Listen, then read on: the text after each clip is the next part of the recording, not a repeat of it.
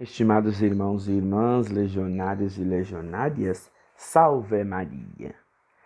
Continuando nossa reflexão, preparando-nos para o centenário da Legião, estudando, ouvindo, refletindo esse ano a vida de Frank Duff, nós hoje vamos falar sobre um assunto muito interessante. Gostaria que todos prestassem com maior atenção nessa nossa reflexão, nessa nossa história da vida de Frank Duff nesse dia de hoje. Ajoelhada diante do altar, Elizabeth Gilman concentrava-se profundamente na oração. Costumava visitar diariamente, no intervalo do almoço, a capela do convento de Maria Reparadora, onde havia a adoração perpétua ao Santíssimo Sacramento. O convento ficava precisamente no canto da rua onde trabalhava. Nunca se preocupava com tirar o avental do trabalho quando vinha à capela. Estava ciente de que o Senhor a compreendia. Agora, justamente, havia um problema que a preocupava. Conhecia alguém que precisava de ajuda, mas era um caso difícil e não sabia como resolvê-lo. Tinha plena consciência de que ela mesma estivera prestes a afastar-se do caminho estreito. Pensou com certeza: como são estranhos os caminhos do Senhor. Elizabeth nasceu de pais católicos em Dunedin, na Nova Zelândia. O pai era advogado. Quando Elizabeth tinha 9 anos, a família passou a viver em Melbourne, Austrália. Alguns anos mais tarde, veio para Londres e frequentou o curso de enfermeira. Aqui, descuidou dos deveres religiosos. Com o tempo, perdeu o interesse pela religião. Mas Deus reservava-lhe um lugar especial nos seus planos. Veio para Dublin e casou com John Kilvan, católico fervoroso. John tinha como profissão acender e apagar as lâmpadas públicas das ruas. As ruas de Dublin eram então iluminadas a gás. Os postes de iluminação eram ornados com belos trabalhos artísticos, sobretudo nas ruas elegantes do centro da cidade. Ao cair da noite, à medida que se desvanecia a luz do dia e a noite estendia o seu manto sobre a cidade, o público podia ver o acendedor dos lampiões movendo-se misteriosamente como fantasma, tendo na mão direita uma vara com uma chama na extremidade. Parava junto de cada poste, erguia a vara acesa com o braço direito e tocava com a sua chama o lugar vital de onde surgia um foco de luz. E lá ia ele, penetrando na escuridão que se adensava, deixando na sua esteira uma cadeia de luz incandescentes. Depois, na pálida luz da aurora, quando o brilho das estrelas começava a desvanecer-se, podia ver-se a figura do fiel apagador das lâmpadas, movendo-se silenciosamente pelas ruas sonolentas da cidade, apagando metodicamente os lampiões, visto Deus inundar a capital com a gloriosa luz de um novo dia. Os cidadãos idosos dos dias de agora recordam nostalgicamente a era romântica dos candeeiros a gás nas ruas e os velhos acendedores dos mesmos percorrendo a cidade. Frank Duff costumava dizer: a luz mais importante que John acendeu foi a da fé moribunda da sua esposa, a partir das cinzas que o cobriam. Com efeito, conseguiu converter em fogueira a centelha de fé que nela existia. Enquanto ali ajoelhada, rezava e refletia no seu caso, achou que a solução podia não estar longe. Olhou de novo para aquele jovem cavalheiro, distinto, bem vestido, ajoelhado em oração atenta, ali perto. Ela notara que ele passava diariamente a hora inteira do almoço nesta capela. Sabia que o seu nome era Sr. Duff e ocupava um cargo superior no funcionalismo civil e ainda que pertencia às conferências de São Vicente de Paulo.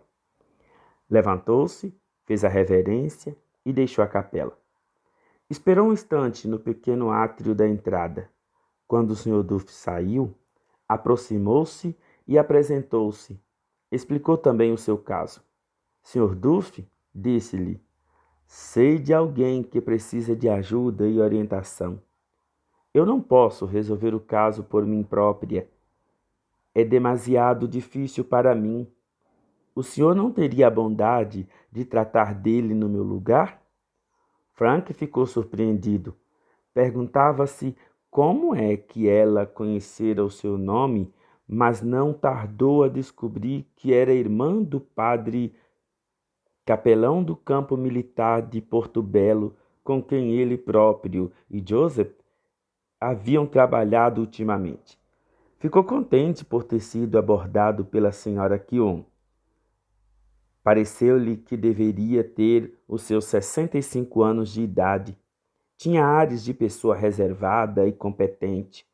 Prontificou-se a tratar do caso que lhe confiara e, alguns dias depois, visitou-a com agrado na sua própria casa para lhe confiar que tratara de tudo com pleno êxito. Em 1917, o número de membros da Conferência Vicentina de São Nicolau de Myra havia aumentado tanto que decidiram dividi-la em duas conferências. Frank Duff foi nomeado presidente da nova conferência chamada São Patrício.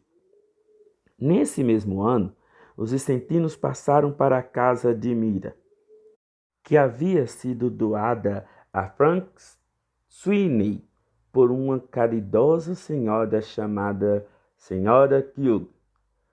O espaçoso edifício dava oportunidade para diversificar os trabalhos da sociedade vicentina. A Conferência de São Patrício, confiada a Frank Duff, introduziu imediatamente novas atividades para ir ao encontro de várias necessidades reconhecidas. Introduziram as aulas do catecismo para crianças espiritualmente abandonadas, começaram um centro de pioneiros da temperança total e trataram de recrutar membros para ele. Recrutaram também pessoas para a Liga da Missa Diária. Procuraram entronizar o Sagrado Coração nas famílias e alistar pessoas para receberem o escapulário castanho. Ninguém se admirará se dissermos que a inspiração e força motriz dessa iniciativa era Frank. O que há aqui de maravilhoso é que fora dado um grande passo pelos leigos nos diversos gêneros de apostolado espiritual que abrangiam um largo espectro. Alguns desses trabalhos foram orientados para servir melhor às crianças e, por conseguinte, a sua natureza reclamava a presença de mulheres como agentes de apostolado. Dessa sorte, as mulheres foram chamadas pela primeira vez a ajudar a sociedade vicentina. No entanto, Frank era a luz diretora em todas estas novas atividades pela sua inspiração e gênio organizador. Entre os voluntários, havia numerosas jovens que já tinham ajudado Joan Galbet e Frank Duff no apostolado do café da manhã na travessa de Vigarista. Foi decidido criar um conselho diretivo que reuniria uma vez por mês para coordenar e superintender as várias atividades. Frank procurava à sua volta alguém capaz de assumir o encargo de orientar estas reuniões mensais. Recordou-se da senhora Elizabeth Keown e decidiu visitá-la.